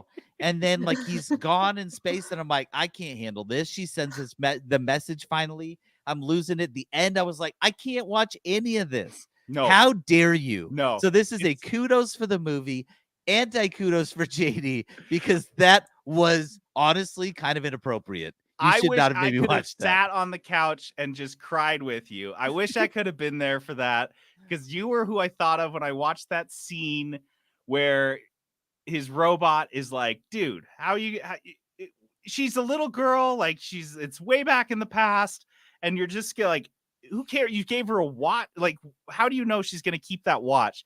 And he just says, because I gave it to her, and that's fucking it. Dude, Like, I couldn't I was- handle it. At Dude. one point, okay, for real, I'm not joking. At one point, I paused the movie, made Lily come in just so I could cuddle with her for a little bit because I felt so bad. I was like, "You gotta go cuddle with me," and she's like, "Why? How long do I have to stay here?" And I'm like, "Till I'm done." till I'm done crying about you. I was like, I can't handle this. This is too much. I'm You so know I'm glad. emotional mess these days. I can't handle it. So Good. yeah, how dare you? Dude, good. Imagine Lily being older than you. Can No. you even? Mm-mm. If you guys haven't watched Interstellar recently, is it on Amazon? Is that where you watched it? Maybe. Yeah. It's yeah. streaming somewhere. God, it's If so you have good. a daughter, you guys, don't watch it though, because if you have a daughter, watch it immediately. It's worth it. Do It's not as bad as though. when I told No, watch it alone. It's embarrassing. Last October I told my sister to watch The Mist, Stephen King's The Mist, because I thought because she likes horror stuff and I thought she'd be into it, but I forgot at the end they execute their kids and then they find out they didn't need to or whatever, and I got a similar response from her, like, why did you make me watch this? The worst fucking movie ever. I was like, oh, I thought it was good. Like, it's good horror. Like, all this stuff. It's got a cool twist at the end. She's like, the twist where they shoot their kids? I was like, oh, yeah, because you have kids. You want to shoot them. I see. Empathy. I understand. Anyway. Conceptually, I understand. I have no idea what you're actually thinking, but I understand the concept. Face you're making is what the doctors told me means sad. So I'm reacting to that. Oh my gosh. Anyway, kudos to the movie, not to you, JD. Danny, do you have any kudos? Let's see. I think I have to give kudos to my friend Miles, who hooked me up with my copy of Baldur's Gate 3. Oh wow. Somehow, some way, we hadn't chatted for a while, and I wake up one day and I have a little notification in my Steam library that I got a gift, and it is from my good friend Miles, who somehow I didn't post anything on social media about it, and maybe that's what tipped him off, but it was just like, hey, it's been forever since we've gotten to play D&D, because I live in LA and you live in Utah, but it would be super fun to play again. So here you go. And so I wasn't going to pick it up at the time because I was going out on a road trip and stuff, but I have started playing Baldur's Gate 3. It is amazing. It's a great game, especially for a huge Dungeons and Dragons and TTRPG nerd such as myself, being in 5 games right now as an absolute sicko. And now this on top of it. So that's my kudos, is just Miles. Thanks for the copy. I am playing, and we're gonna do our Barbie run soon. I might be wrong, but I think I met Miles one time at a con at a convention. Miles is great. Yeah, good guy, great guy. You've been friends with him for a while, so long time. Yeah, he was my Daredevil cosplayer buddy. Cool move, Back Miles. Superhero That's stuff. a great move. It was great. So man, he's a great guy. All right, JD, what do you got?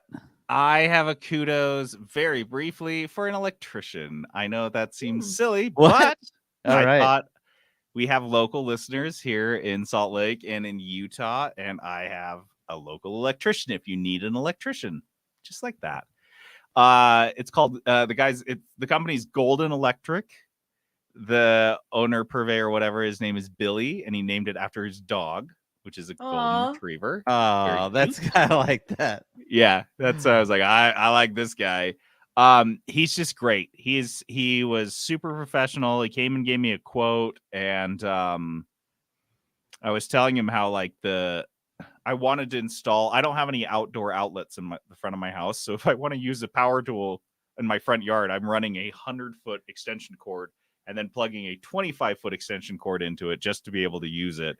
And it's kind of a chore, as you can imagine. It really discourages me from doing things in my front yard. And so I was telling him this, and I was like, yeah, I've got these rebar, bunch of rebar sticking out of some concrete that I poured, and I needed to nip the tops off of all of them because they were little bent, rebar's bent on one end. And I was telling him I have to drag this all out, drag my angle grinder out and connect it. He's like, oh my gosh.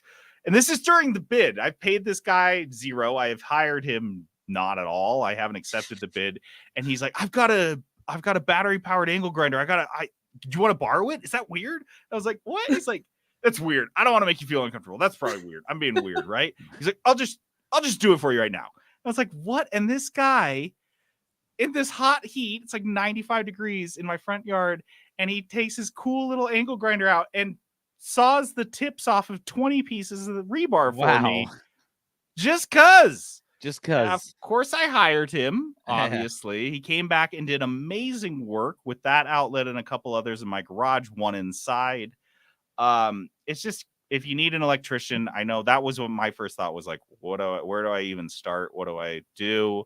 Luckily, I had a really great former electrician that recommended him, so that was pretty Oh, easy. yeah, But you like that. if you guys need one, he's Golden Electric, and if you do hire him, tell him I sent you, because I think Billy would find that amusing. All right, let's move on. The good, the bad, the ugly. All right, the good, the bad, and the ugly is a segment you forgot about because we Yeah. never do it anymore. Long time. Uh, But we're doing it because it's good, bad, ugly. 1, 2, 3, and this is episode 333. And there's Everything's three threes. of us. See, Everything's Danny in gets three. it. Wow. See, it's like that Jim Carrey movie, but it's just the number 3. it's only Everywhere. 3.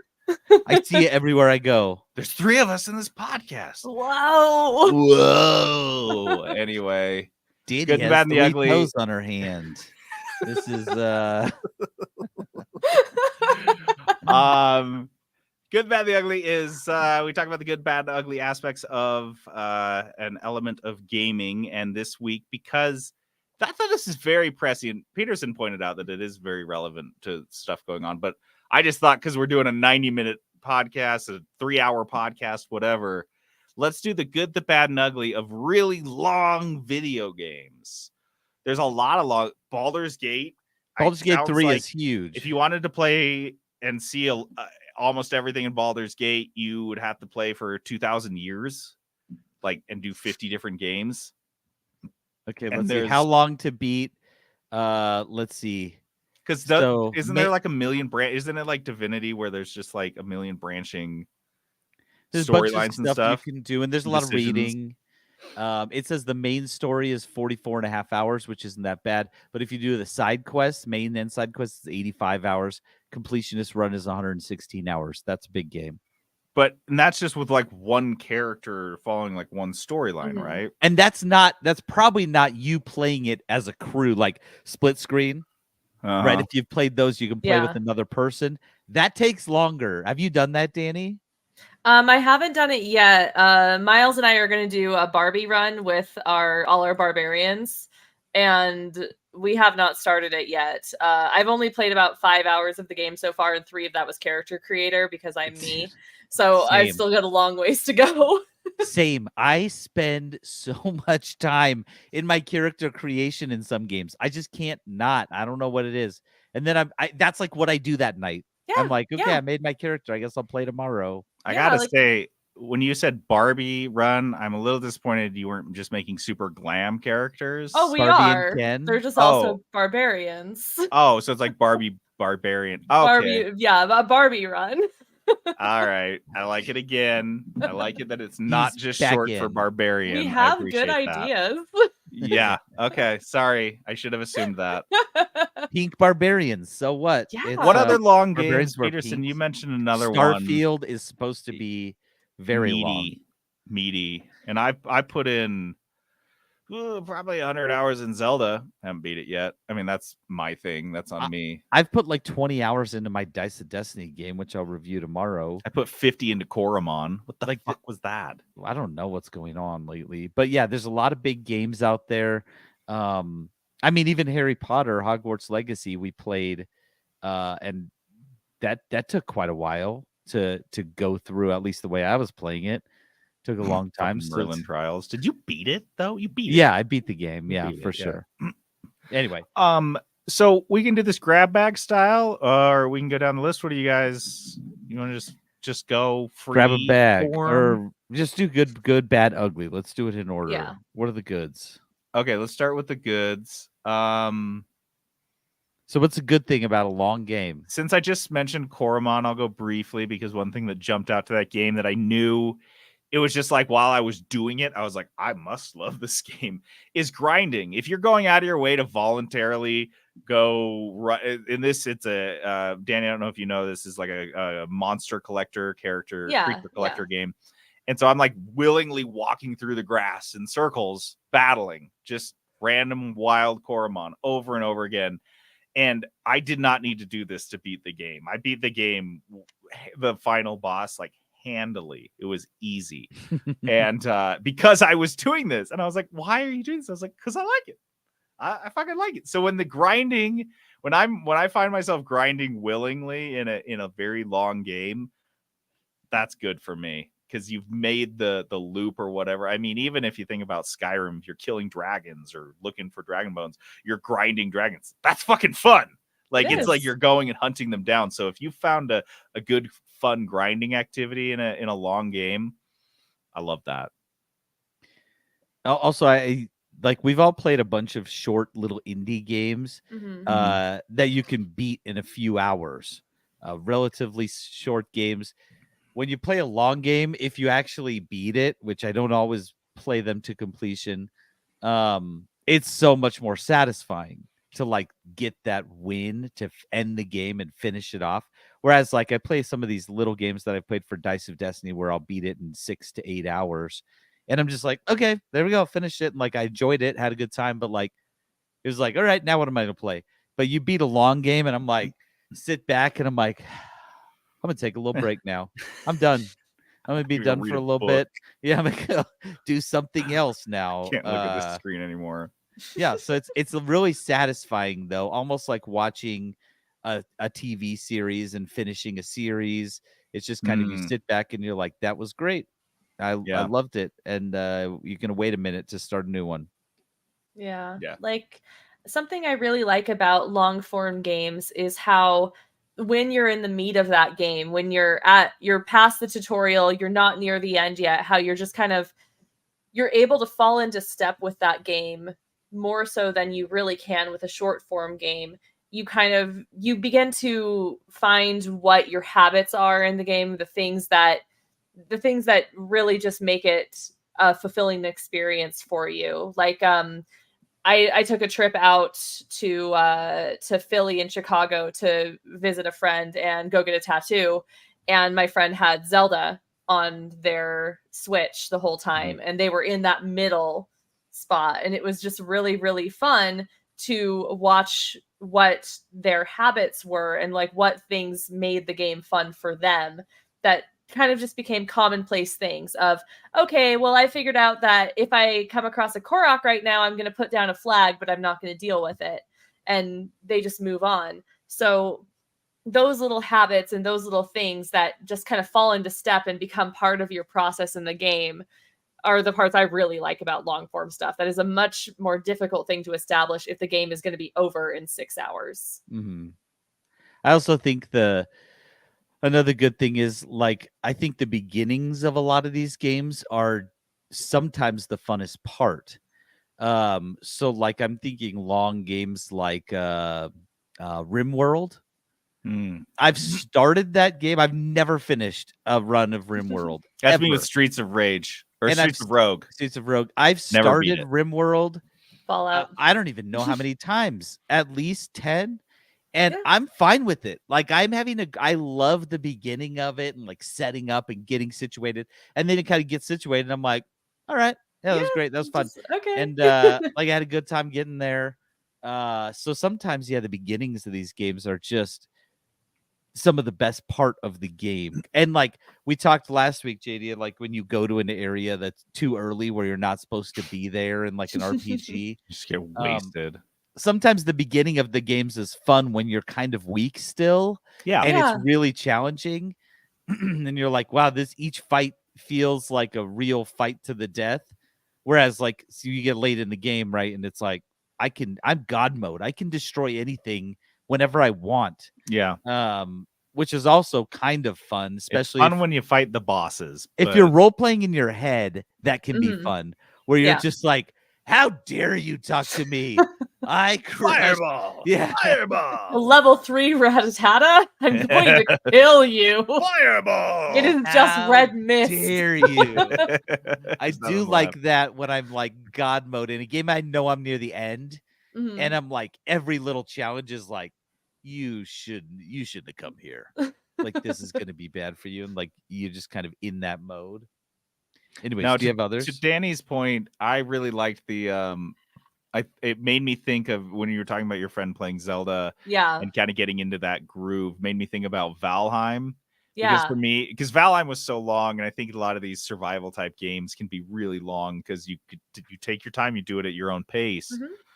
The But speed run for Valheim, I think the record's like 8 hours. Like it's not short. yeah, if you're doing it right, like yeah, it takes a lot of time. So what's cool about that is I feel like, and a good for me on a game like that is when every activity is engaging. So Yeah. finding a Korok and opening up your map and planting a flag, like that is not something that your friend has to do, but they choose to do it because it's like it's fun. It's part of Yeah. and that's the same thing with Valheim. If I am home tending to my crops, if I'm running off, I'm like, oh, I got to go do an exploration run, and I find a berry patch, I'm opening up my map and marking that berry patch, and it's fun, and I have that for later, because then going back and collecting those berries is fun. Like if I'm building, it's fun. Like when every aspect, and there's nothing that I feel like, oh, it's such a chore. Because Mhm. and to that example is they've added all this new content to Valheim, and the stuff in the later game has become a chore, and that's where I dropped off. Because it was like, it's like kind of a grind to go out and do these things. I'm not having fun anymore. So yeah, having every activity be really engaging is just my favorite. Do you want to move on to bad? Yeah, because we only have 5 minutes, JD. Well, I don't think we have to cut it off at No, exactly we cannot 3 go hours. over No, 3 hours, 30 minutes, and 3 minutes. 33 Wait. minutes, yeah. You 30 just and added 33 seconds. 3 hours and 33 minutes. Guys, I'm And I'm 33 okay at seconds. editing. I don't think I'm that good though. Oh, you got to get granular with this one. It's a big one. You're gonna have to find some stuff to leave on the cutting room floor, and I know it's gonna be hard with this podcast. Okay, let's do bads. Okay. Yeah, let's do bads. I have a couple. Do it. I do too. Yeah. Go ahead. for it, Danny. I want to hear yours. Oh, okay. I find the most difficult part of getting into a long game is that first motivation to get started. Because at times, while the opening areas, this kind of ties into the good, the opening areas can be very fun and engaging because everything is brand new. Everything is a first time, right? It's the first time you fight a bear, whereas later in the game, you fought a million bears and who gives a shit, right? But it's that first little bit, such as I'll use The Witcher 3 as an example. Mhm. I have had The Witcher 3 in my Steam library for something like 5 or 6 years. Have I played The Witcher 3? No, because I know that game is well over 100 hours, and I just cannot fathom the commitment to do it. It feels like a chore to just know that I'm going to have to get into the long haul of that. And if I drop off, if I don't get swept up in it and really fall into step with it, I don't remember the controls if I'm going to go play a year from now. And so I'm just going to have to start over again. And I don't want to do that. And then I end up never playing the game. So that's my biggest issue with long form games is sometimes that length out in front of you can be a bit intimidating and be a bit of a off-putting thing to even want to get started. Danny, I'm laughing because right when you said that, I was like, oh, dude, that's me with The Witcher 3. Yeah. Same thing. It's everyone with The Witcher 3. Everyone owns The Witcher 3. How many people have actually played it? Like, I have it downloaded on my Steam Deck. Yeah. Taking up all that space, and I was like, dude, I'm going to. I've got a big trip coming up. I'm going to do it. No, you know what I played on my plane trip? You know what I played? What'd you play? Undermine. Just over and over. Just tons of runs. Boy. You play what you know. You stick with it. For me, a bad is I have 3 bads here. I can just sum them all up in the same thing. Okay. This is something that was happening to me a lot in Zelda Tears of the Kingdom. Love their scrolling text, love their cutscenes, love the doofy little animations every single time you do something. So if I go upgrade my storage, it's not enough that I just go talk to the giant Korok and turn in the seeds, but he has to do a huge dance party with all the other Koroks, and it lasts for like 30 fucking seconds. And I guess you can skip it, but even if you skip it, you have to scroll through all the text that the giant Korok tells you every time. And unless you're going back there regularly, you have to do this like 10 times in a row. And he's going to try to dance, and you have to skip his dance every single fucking time. If you find a Korok, it's not just like, oh, I found it, you move on. It's like, haha, you found me. And then it like waits. Yeah. It does some stuff. Like, we're talking every time you find a Korok, you are investing at least 30 seconds of bullshit. You just have to sit there. And there's a bunch of Koroks, isn't there? Which is like not where hundreds? you think so A many. is going to be. And so that's extra annoying. Yeah, so that and I mean that's a JRPG thing for sure. Especially that was running into that in Koromon. Every time you go, welcome to the Poke Center. Would you like to heal your Pokemon? Yeah. Why the fuck else just am I here? Pressing the button, you're just like, "Gah!" No, I have 6 half-dead Pokemon rotting in their balls, blood's leaking out of them. But no, I'm just here to talk. We're not even friends, shoot the guys. shit with you. You You're just so heal fucking my Pokemon. fascinating. No, heal my Pokemon and quit making me press A. So Yeah. that's really annoying. And you play a game for 90 hours, you play a game for 50 hours, and man, does that get old fucking No, fast. you're sick of it 10 hours in. Like I'm Oh. playing, it's my Dice of Destiny game. Just spoiler alert, I love it. My biggest complaint though is whenever it like switches the teams, like, okay, now it's your team's turn, has to do like a like this whole thing and 15 fades out, and I'm like, seconds. it's not even that long, JD. It's like 4 seconds, but I have seen it 300 seconds times too now, long. and I'm like, please just. And you can't skip it. It's like this animation. Your turn. And I'm like, I know it's my turn. You don't even No, have to say I get it. Yeah, that's a really bad times. for me. Do you guys have any other bads? I've You got have one. Peterson. Yeah, I have I got just one wrote too. in quotes, WTF, just end already. Did you even need that? So you know what, the classic, I've brought this up several times on the podcast, but Red Dead Redemption 2, I was That's in my bad. loving the game until they took us to Puerto Rico or whatever that some tropical island, and you're like, you do this whole thing there, and then you just come back and you're right back where you were. And I was like, look, I am 80 hours into this game. You did not need to put that whole segment in there. It was pointless. There was no like story continuity. It just like was there. Yeah, Because they wanted to code a tropical island, I guess. Yeah. And then I came back and I was literally in the same camp that I left. I was like, this was so pointless. And sometimes these long games do stuff like that where you're just like, why? Why did that was stretching content? Like, you don't need to make it longer. It's a great game. There's so much to do. Like, don't extend the story. Just like, oh man, it made me crazy. And whenever games do that, it makes me crazy. Mine actually ties into that a little bit, and it's the idea that the story in these long form games can get it's kind of a damned if you do, damned if you don't situation, because with these like RPGs, like I have Yakuza Kiwami in mind. You have a through line of a story that you want the player to kind of go along with, but when it's an open form game like that, the story is never going to be a straight line. Most players I know, at least, we're exploration types. We're going to do every single side quest we come across to the point, and some of them are such long side quests. Straight up, I came into watching my friend play Yakuza Kiwami about like a third of the way through.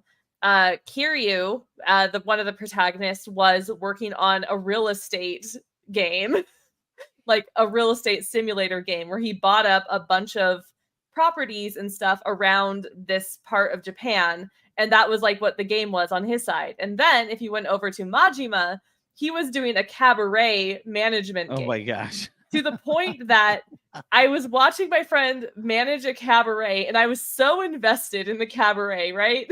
So we get back to the main story, and I straight up asked him, like, wait, so none of that mattered.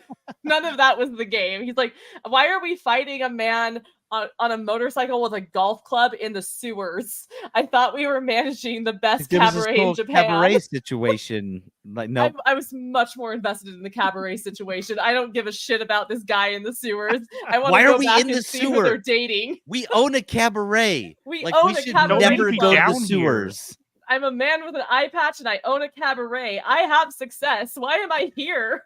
I should never go to the sewers. That's just not a place. No, like that doesn't matter. And so these stories can really suffer, like you mentioned, by these stories kind of fanning out into the gameplay. The gameplay itself is fun, but what the hell is the story? Yeah, what's happening? My other bad is sometimes these games here, I'm talking Assassin's Creed, the last few. I'm talking Mm. Far Cry. I'm talking Harry Potter or Hogwarts Legacy. Mhm. They just throw in stuff to have stuff. Like if Yeah. you pull up your mini map on either of those games that I mentioned, any of those series, there's 5,000 things to do on there. You're like, It's oh, so I could go over stressful. here and pick up this thing, and I can go over there, and I'm like, that's you don't need to do that. Like you didn't need 150 Merlin trials in Hogwarts Legacy. Like that was unnecessary. You Yeah. hit like 30, 40 trials in, you hit the like goal or whatever to get the Mhm. achievement or whatever it is. It's like, and then no, they've got triple that amount. It's so unnecessary, but it's just dotting your map. And for people like me, like Danny mentioned, that's stressful because I'm like, Yeah. it's hard for me to go past it. Yeah. I hate walking past stuff that's on my map. Yeah. I want to do it. Especially because a lot of those games, like I think of Dragon Age Inquisition balloons open way too fast, where you're in your little starting tutorial area, and then right after you leave that area, they put you into their largest map, the Hinterlands. And the Hinterlands is chock full of stuff, and some of them are big quests, some of them are little, some of them are just notes and lore. And I never made it past the Hinterlands. All of my friends were saying, like, you can come back, there's stuff to do here through the entire game. But my completionist ass was like, no, there's still exclamation points all over. I have to stay here. I can't play the rest of the game. Yeah. And it honestly kind of ruined the experience for me. I never got past it. Dude, that's what I did in Shadow of Mordor. That was the first one, right? Yeah. So there was like, I was doing everything. I was like, I'm doing this. Like I cleared the whole map and I was like, I'm ready. And then there's like this place you go. I thought that was like moving you into the end game. No, it moves me into a map number 2. And I was like, That's that's a when I main quit. map. You were in the tutorial area. That's Oh, when I God. quit because I'd put a ton of time into it. And I get there and it's map 2. And I'm like, wait, another big map. And there's all these things again. And I was like, so much. I can't do that again. That's so sad. And I just quit. I didn't even walk around in map 2. I just quit. That was it. I ended it. I was like, I didn't know. Good luck on all that work. Here's some more work. I worked so hard on this. I bet you did. You worked hard to unlock more work. Okay, so the ugly of long games. I'll just jump mine in because Yeah, Danny already kind of talked about it, alluded to it. Mhm. You will be 20 hours into a long game and they will introduce a completely new mechanic where you're like, wait, what? Now I'm doing That's what that this? button does. and it was funny because you said Yakuza, because my thought around this one was Yakuza Like a Dragon. Yeah. I played that like almost a year ago, not even a year ago, and I was very deep into this game, and then they just add another little like element. They're like, oh, here's another little mini game if you want to like do this thingy. And I was like, wait, I can drive around in this like shopping cart car thingy now. Like, what is happening? And like Yakuza apparently loves doing that. Just like they love going completely bonkers crazy. this is a JRPG. That one was. This is a JRPG, and this is great. The gameplay is super fun. Like the fights we talked about it a lot, were super cool, like very interactive. People were moving in it, and it was kind of like 3D space. But then it would be like, I don't know, here's a little mini game that has nothing to do with anything you're doing. If you just want more money, just do this. And I was like, this is nonsense. Like, what are I feel like I should be almost done with this game, and you're introducing mechanics. That just happened in my Dice of Destiny game. I am like 20 hours in. I'm 2/3 of the way through, and they just introduced like a separate like open world mission type of thing, and I was like, you haven't done that for the first 2/3 of the game, and now you're just adding this. Like, why? Hope you're ready. And like sometimes it's good, but sometimes most of the time it is, like I said, just nonsense. Like, why are you can't add a mechanic in the last third of the game? That's so weird. I don't know. I'm personally a fan of the Yakuza karaoke mini game. Honestly, I did like it, but it just I like felt the clapping mechanic. It felt so bizarre. Those games That were whole wacky. series is bizarre. That was the first one I played, Danny. Oh, I was like, buddy. what am I doing? This game is so weird. But You got to go back and play the cabaret mini game. I'm still invested in apparently, it. she's like, I want to know what happened with that cabaret. Honestly, though, that game was like holds a special place in my heart. I didn't finish it, but it was so weird and serious, Yeah. but one of the best turn-based strategy like JRPGs I've ever played. Just I loved the interactivity of it. So Mhm. it was such a good game, but so weird.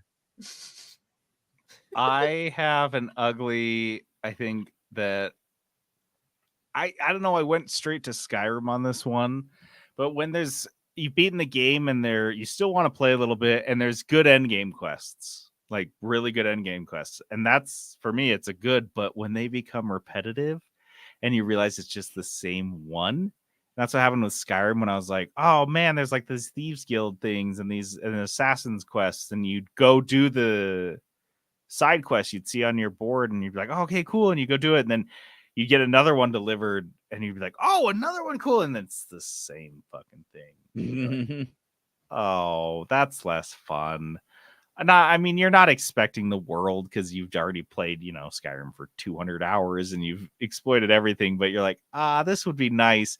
So it's an ugly because it kind of gives you that little taste, that little hope that you could Mhm. keep living in this world indefinitely, but you're like, no, I'd get tired of it.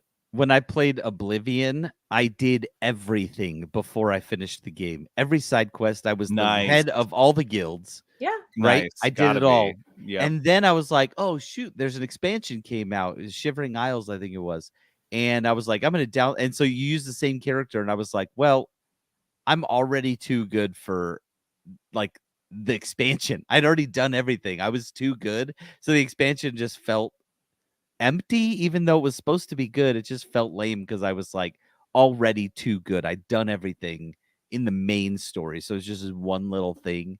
So it didn't feel like a good enough reason to go back to the game. Yeah. Yeah.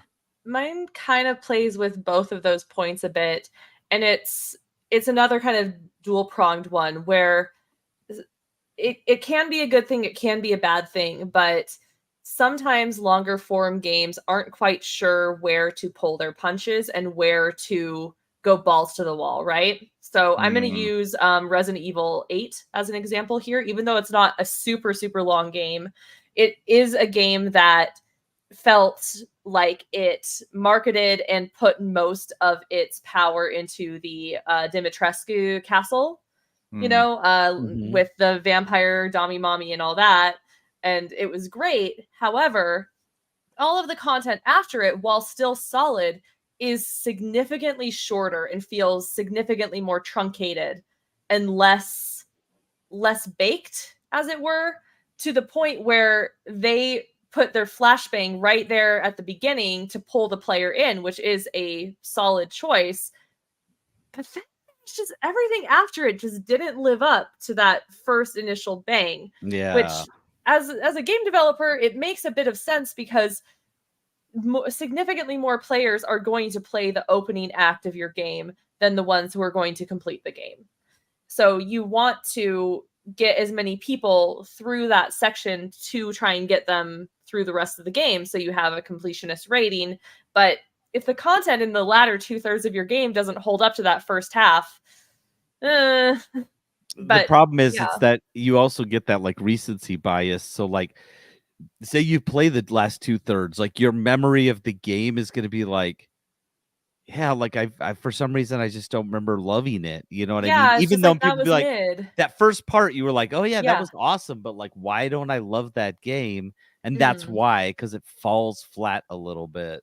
Yeah, and on the other side of the coin, say that you don't really put your flashbang until later on in the game, a huge chunk of your players aren't going to make it there. How many times have you heard, oh, you got to play for 20 hours before it gets like really I'm good? not going to play for 20 hours. Like I'm not 20 hours? Yeah, like seriously, no. That's so much time. That is so much time. And if I have to wait that long for the game to quote unquote get good, then I'm not going to play the game. So it really is a difficult situation to put developers in when you have these super long form games, because there just isn't a perfect point. It either has to be good throughout and be able to hook you and keep you going, or something has to keep you there to get you to the good part. Yeah. And unfortunately, there's not really a good answer to that, because I think of Dragon Age Inquisition, and like I remember there was like a fight with a dragon that showed up when I was probably 20 hours in, and I was like, where was this? Where was this when I was trapped in the hinterlands? When I played Persona, what was it? Persona 5? Oh, that game is so pretty. It was kind of the same thing. It was, and in fact, that's what I had read a lot. It was like, yeah, this game is awesome, but it gets really great after like 15 hours, when you've kind of got into it, when you've really started unlocking stuff. And it was right. I finished the game because it was actually really fun, even though I never knew what was happening, but it was really fun. But it doesn't really open up for a long time. Yeah. And then I saw what people were saying. I was like, oh yeah, once it opens, it's great. But up to that point, man, that's a long time getting there. Yeah. It's a good one. Yeah. My last one, just on the way out the door for Ugly, because I always like to talk about sound in games and sound design, is a great soundtrack that can sometimes overstay its welcome. I mean, I think in a game like Valheim, I never get tired of the music. The loops for all the different biomes and areas and events are just like really well done, and they're not intrusive. Mhm. They just kind of sit there in the background always, but there's definitely sometimes when either a soundtrack or just a sound effect just gets so old. Like a character like yells every time they swing their sword after 50 hours of that. Enemies everywhere. Yeah, it's the same Oh my yell. If God. it's the same combat cry, like all that shit.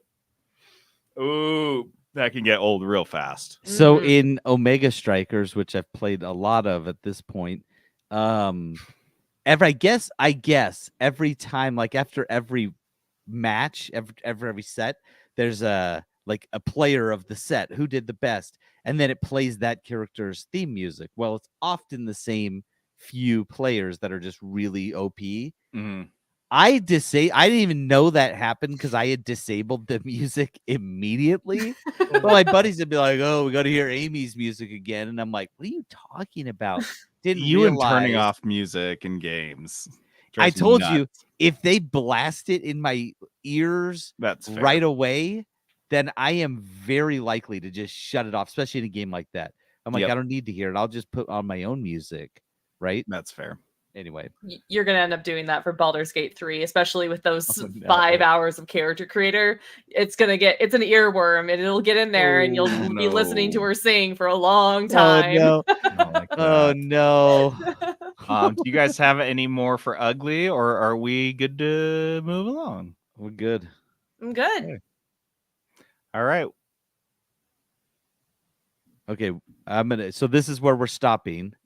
Okay. We don't have like a closure on this one, so Yeah, because we Because go to we'll- an intermission, which we have no idea what we're doing, right? we'll figure out something. Oh gosh. It'll be something like that, but not that. But I almost don't know. That was pretty good. certainly it's going to end up being pretty close to that. Because that's how it always ends up, is we say we're not going to do something, and we just end up doing it because we have no other ideas. Yes. Just read the Oh, hell. Wikipedia article on Hammer Thumbs. Oh my I God. already did. I had it pulled up and I No, already just- sent it to somebody.